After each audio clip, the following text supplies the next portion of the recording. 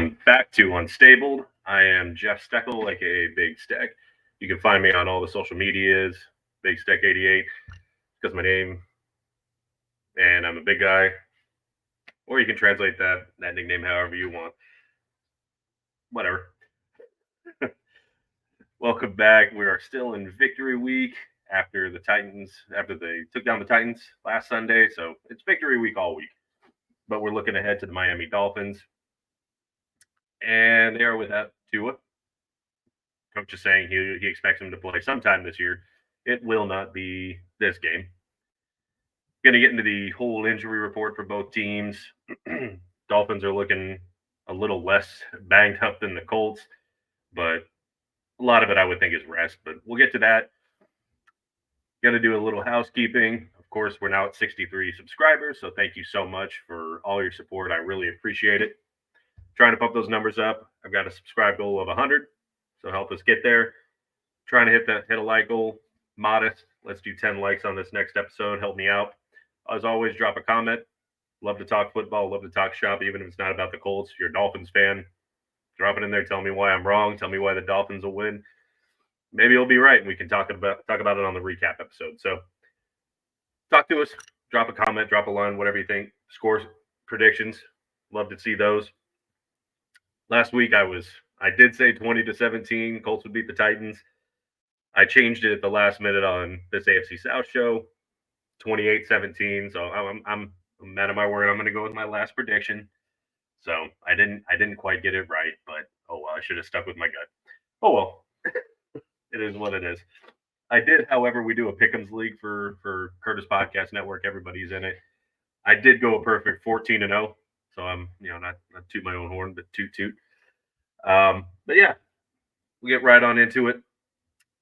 While you get a chance, make sure you head over to this AFC South show. Do the same.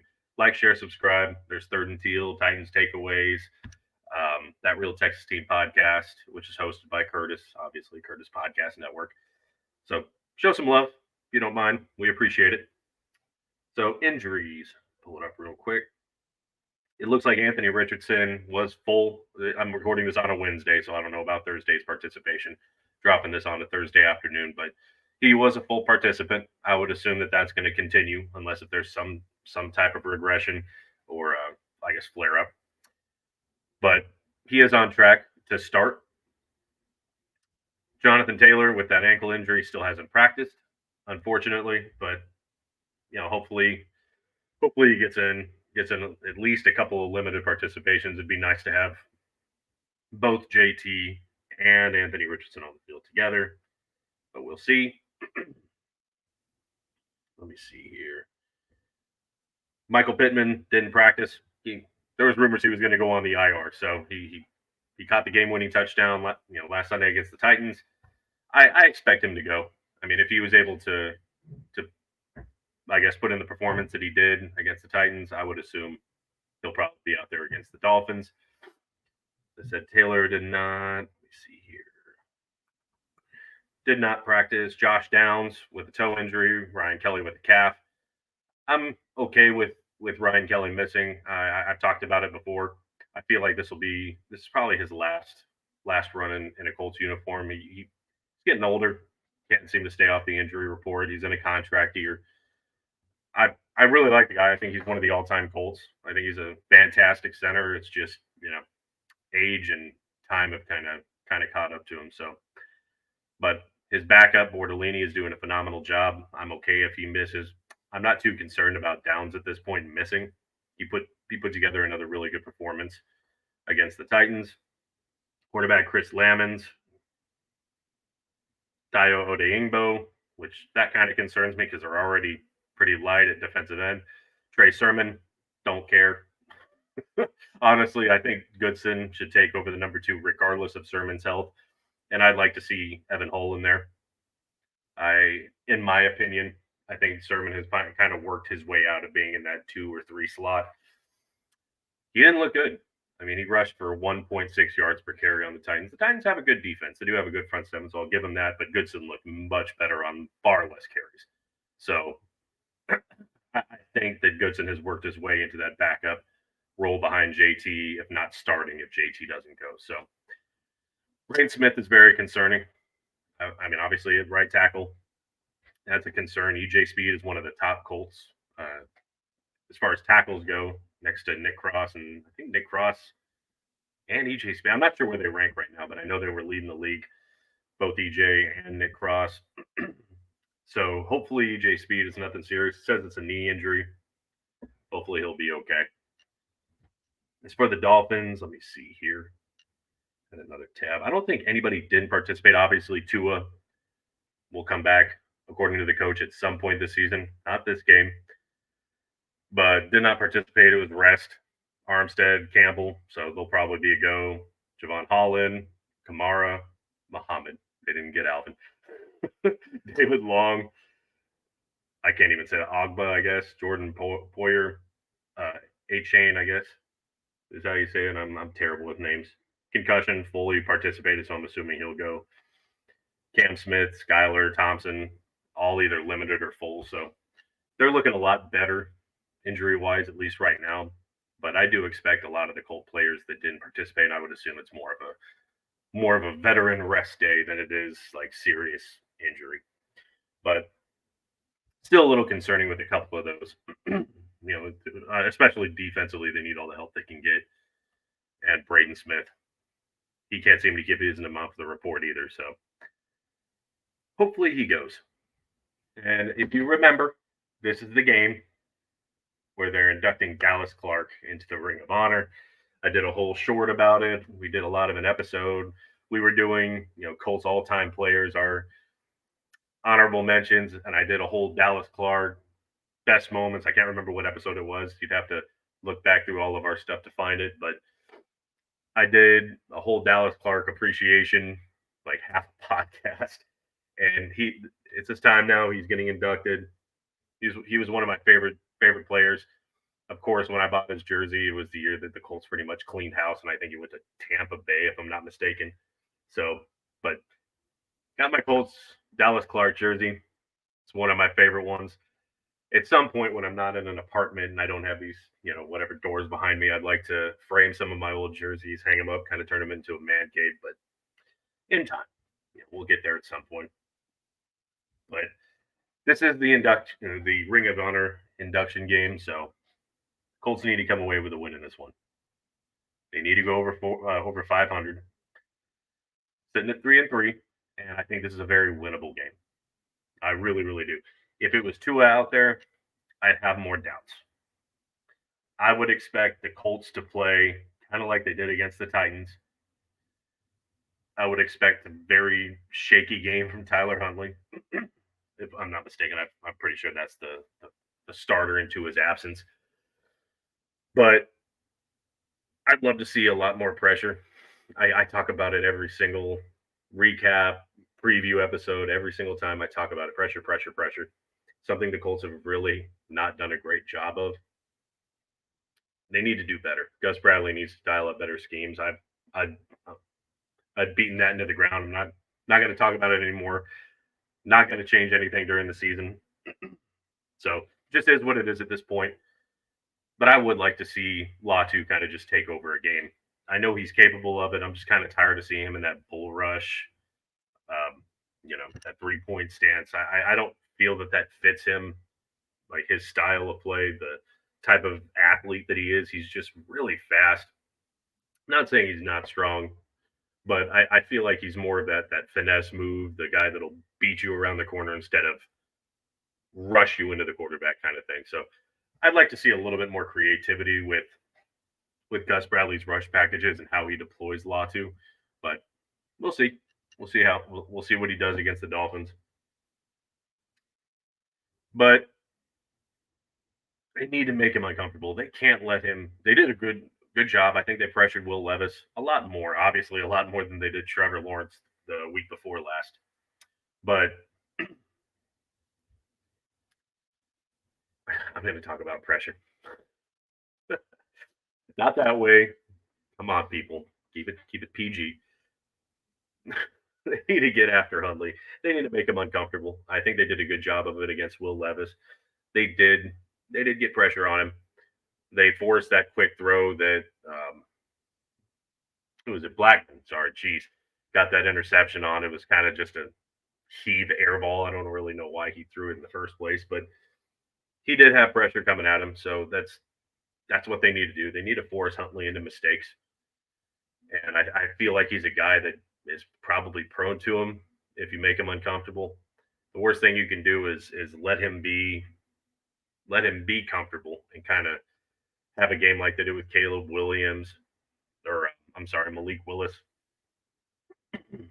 Just he didn't have any huge plays, but he made enough plays. And they can't let him do that. He's got some great weapons, and they make me very nervous.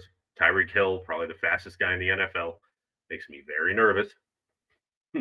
Jalen Waddle is no slouch. He's fast too. I don't see the corners being able to keep up with them. So I feel like there's going to be receivers running wide open.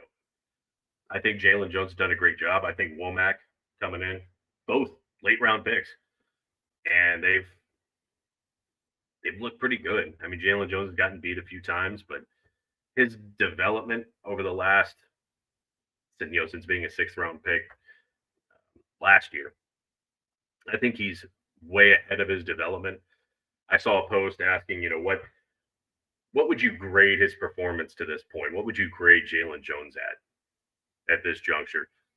And if you compare him to other corners, probably a 6 out of 10, but just based on his development and where he's at right now and starting and how he's done, I think he did pretty good against Hopkins, who at one point was one of the best receivers in the NFL.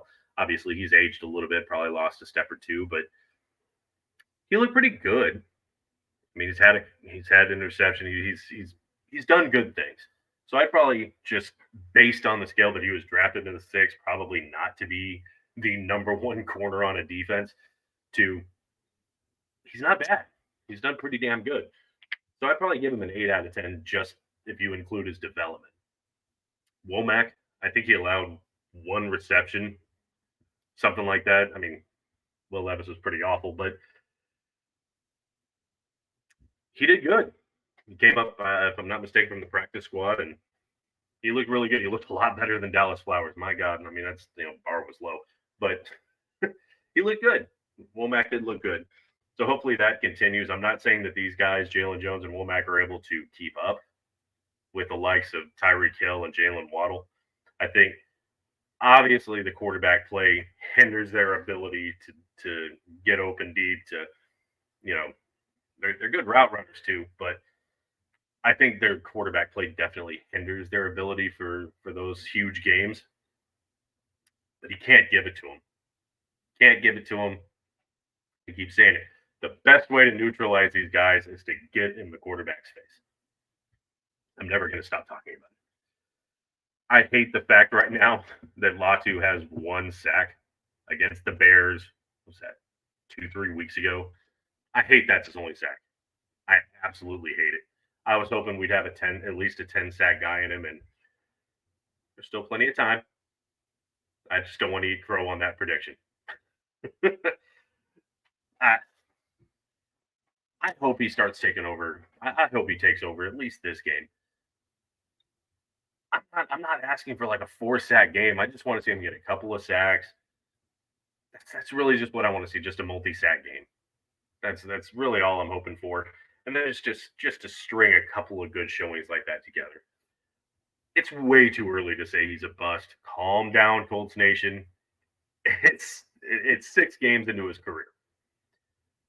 So, and this defense is absolutely ravaged. Like they were hoping to have Ibu come out there. They were hoping to have Lewis out there, DeForest Buckner. Him not being there has really hurt this defensive line and their pressure and sack production. He can play. He moves around. He can play interior lineman. He can play edge. He's been one of the best guys at generating pressure and getting sacks, and him not being there enables opposing offensive lines to figure out where they need that chip block. And when it's just Grover and Latu, I mean, you had Taven Bryan, who historically hasn't been great. He did have one decent game against the Bears, but it's a lot easier for them to scheme against just Grover and Latu than if you have Ibu come out there and you have Buckner and you've got Quiddipe and you've got Latu. Quiddipe missed a couple of games. So it's when all you really have to strategize against is Latu, who is a phenomenal athlete. When that's all you have to worry about, it makes your job as an offensive coordinator, as a line coach, infinitely easier. Buckner is eligible to return. I didn't talk about him in the injury report. He's eligible. I haven't seen if he is gonna return from IR. So we'll see. In fact, let me look it up right now. I'm gonna have a little bit of dead air, but I'm curious now that I'm talking about it if he's gonna return or not. DeForest Buckner could have practice window open soon. Let's see. The Colts wire. Let's see. Indianapolis Colts are still having discussion whether or not defensive will return to practice this week. I know he wasn't in a boot. He got rid of that. Yeah, no decisions yet. So there is a chance that he could. They're having discussions about it, but it's Wednesday. Didn't show up on the report. So it might be another week. I'd love to have him back. Even if just in a limited capacity, passing downs, just to see him record 25% of the snaps or something, but being very optimistic. He's the anchor of the defense. I mean, Nick Cross has had a phenomenal season, and I'm happy to eat crow on that. In the preseason, I was wanting to get rid of him. I was saying it on the AFC South show. I was saying it here. After that injury to Josh Downs, and he tackled him on 7-on-7 drills, and I'm still bitter about it, but Josh Downs is back, having a delayed start to 2024, but it's a great start. He's had a great rapport with Joe Flacco. So I'm not bitter about it anymore, Nick Cross. If you're one of my 63 subscribers, I'm not mad at you anymore. And even if you were, I don't think you give a shit what I have to say. But no, he's had Nick Cross has had a really good 2024 so far. EJ Speed has been really good. Zaire Franklin is still doing Zaire Franklin things. I don't think he's leading the league in tackles yet. That's been held by Nick Cross and or EJ Speed, if I'm not mistaken. So I'm willing to sacrifice Franklin if it means another Colt player is leading in tackles.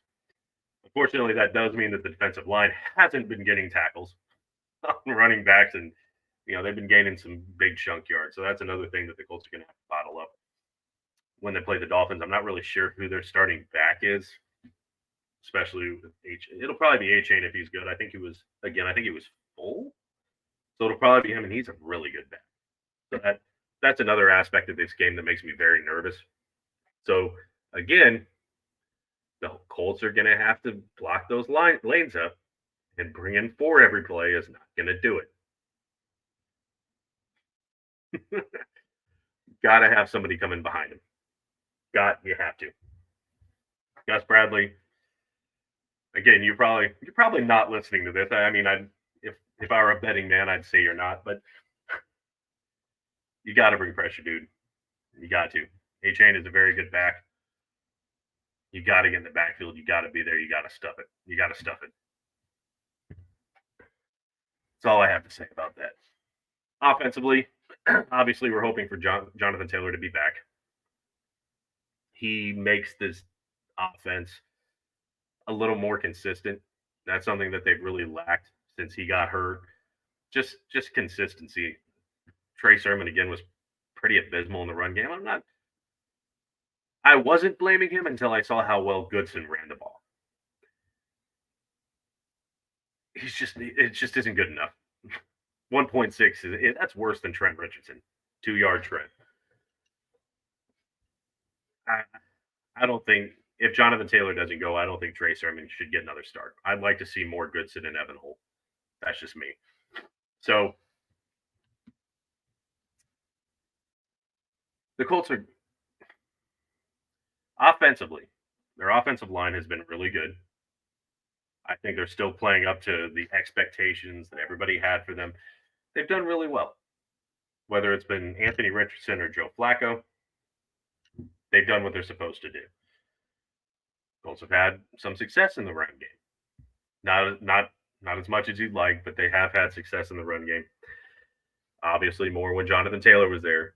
And I think going into this season, we were, as Colts fans, very excited to see that tandem of Richardson and Jonathan Taylor. And again, injuries have kind of cut that out. Hopefully, they're both back on the field. If it's just Anthony Richardson, he's got to see the defense better. He's got to be more decisive, and he's got to take what the defense gives. Sometimes a play, it's dead. Sometimes it just is. Now, I can't remember what game it was. It was this season. He had a guy in his face. His receiver was triple covered. I can't remember if it was third or fourth down. It was like 2 yards from the end zone. Threw the ball, got tipped, fell right into the hands of a defender. It was a pass that never should have been made. Like, yeah, on first glance, I didn't see that it was tipped. It just looked like a duck. And I'm like, what in the fuck was that? But it was tipped. So I'll give him a little bit of credit. But that ball should have never been thrown. Slide, it's an L. Even if it's fourth down, the play is over. I would rather turn the ball over at the 1 or 2 than let them have it at the 25 or. It's just, he's 22. He's going to make these mistakes, but I hope he's learning from them. So far, he's not learning to slide. He took that shot in the back from the hip. He didn't slide. For some reason, they had another run play. I think it was like a read option. And knowing Anthony Richardson, you wouldn't call that play. You shouldn't call that play. I'll put some of the blame on Shane Steichen for calling this play in the first place. Knowing that your quarterback is a guy that has a tendency to play hero ball, ran with the football, did that weird awkward slide like he second guessed it. It's like, just get the down. He's got to make better decisions. I'm sure he's tired of hearing it. We're tired of talking about it. And I want to talk about some of the stuff that I've been seeing online, Colts pages. Start Joe Flacco. Right now, yeah, he probably gives us the best chance to win. I'm not blind to it. But the Colts are 500, and I've said it before, this defense doesn't look ready to make a deep playoff run if they make the playoffs. They don't look ready for that. And I do blame Ballard for that. I think he has drafted nicely, but what you don't have needs to be addressed in free agency or trades. And he did none of. I'm not saying that the Snead trade would have been beneficial. The Colts were burning him all game. He got lit up against the Colts. So I'm not saying that Snead was the answer. I'm saying that there might have been somebody else out there that was. When Juju Brents went down, and then they got rid of Dallas Flowers because he was awful. Just after his injury, he never looked the same. He looked good in 23. After his injury, he never looked the same. But after all this, I'm happy with the guys that I've got. There's still a couple free agent corners out there that probably would be at least an immediate boost to your number 2 corner. Nah, I like the guys that I got. So there is some blame to go to him. But Anthony Richardson has just got to learn. I'm hoping that at some point this game just kind of slows down for him. He sees what the defense is giving him, and he takes it. If it's not there, go down, slide, throw it away. This was something that even Andrew Luck struggled with. I know I don't want to say it makes me feel old, but it's been a while since Andrew Luck played. But he had a tendency, I don't want to say played hero ball, but he was also a guy that never wanted to give up on any play. Sometimes it was detrimental. He threw quite a few picks. He almost never gave up on a play. If you remember and I'm not trying to say Andrew Luck was Peyton Manning, Anthony Richardson was Peyton Manning, but if you'll remember Peyton Manning, and there's a reason we called him the field general. I still have arguments that he is the GOAT, but he had this clock, and he knew when it was over, a play was dead, nothing's open, and I'm about to get lit up. He just ducked. He just fall down. The play's over. There's nothing going. Nothing happening.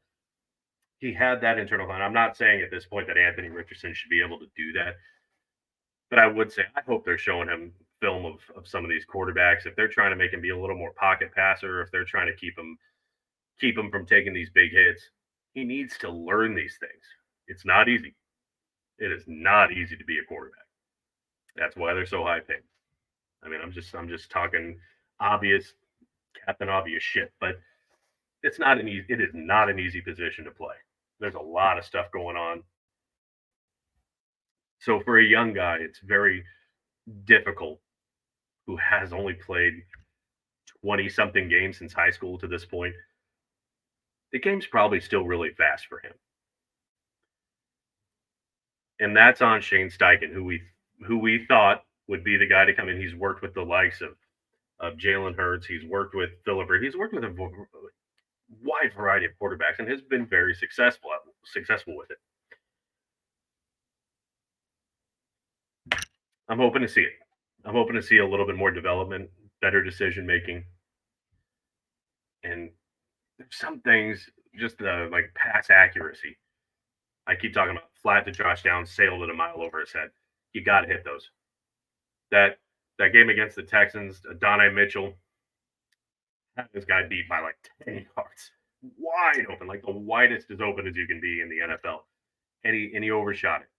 Like I can understand those jitters, like, "Ooh, that guy's open," and you just kind of like we've all been there. It's happened to us, and whatever we've done, we've been like, "Oh, I got it," and you kind of got to get that hyper adrenaline jitter, and you fuck it up.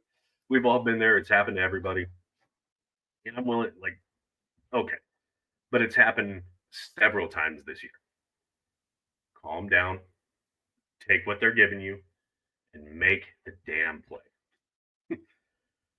If we again, the Colts have lost in his first two starts, they lost by 8 points.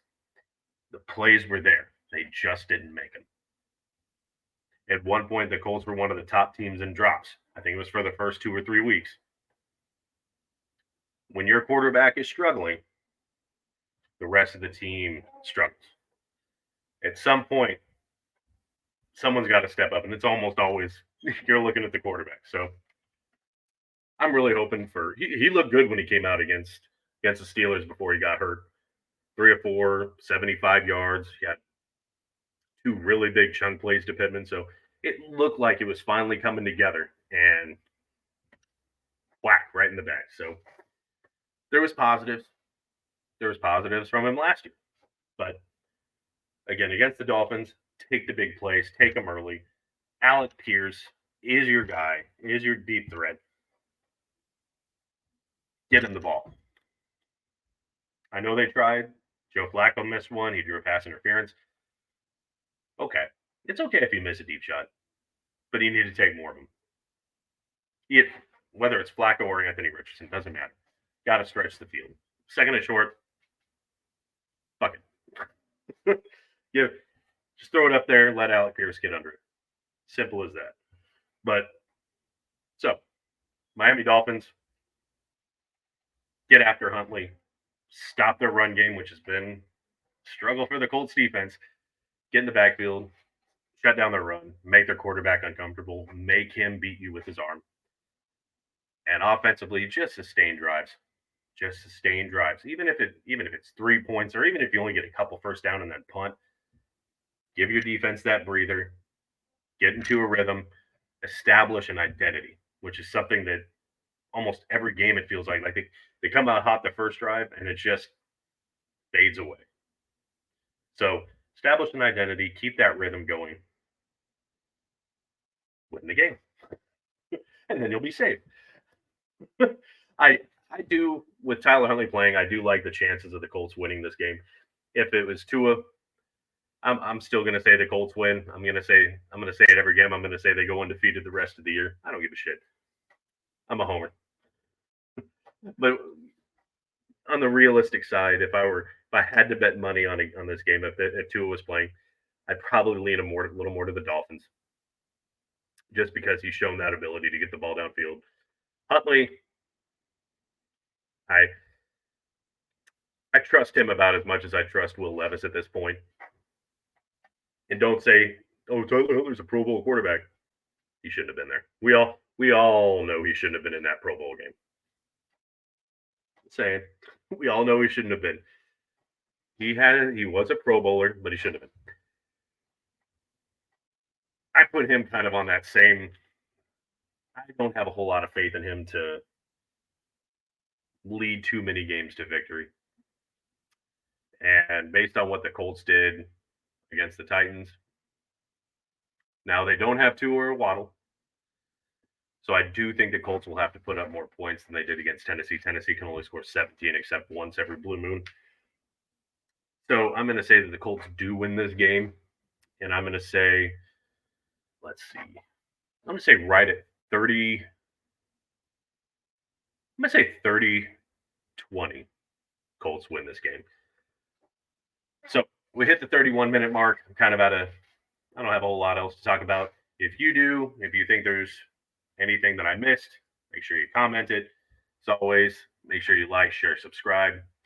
We're going to be recording an episode tomorrow for this AFC South show, which will probably drop Thursday night. Again, this is on a Wednesday.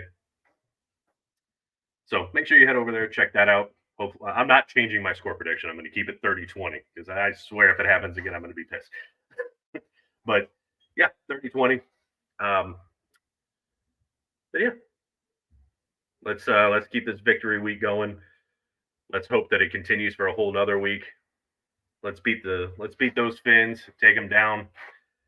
As always, let's go Colts for the shoe, baby. Bleed blue. Let's get this victory. We'll see you guys on Monday. Y'all be good people.